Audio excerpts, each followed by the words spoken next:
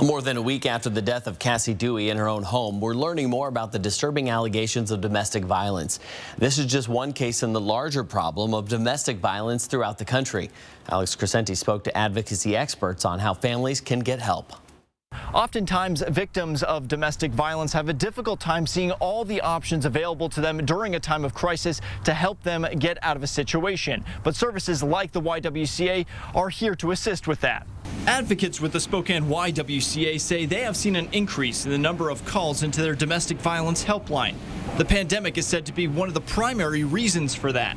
Experts say domestic violence thrives in isolation, and not being able to go anywhere affects the victim. We're starting to see some upticks around protection order requests, things like that.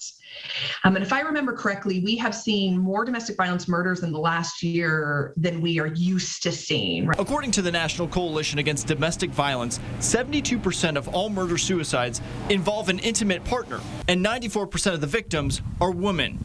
In a police report, Cassie Dewey's children said she kicked Joshua Phillips out of her home just 2 days before her murder. He then sent about 100 text messages, some of which police say were very disturbing. The spectrum is very broad within that victimization, especially when it comes to murder charges. But we do understand domestic violence to be a pattern of behaviors used to gain and maintain power and control over another person. The YWCA has multiple services they provide to victims of domestic violence, no matter what gender. If you are experiencing violence, you can contact them with the assurance of confidentiality. Reporting in Spokane tonight, Alex Crescenti, 4 News Now.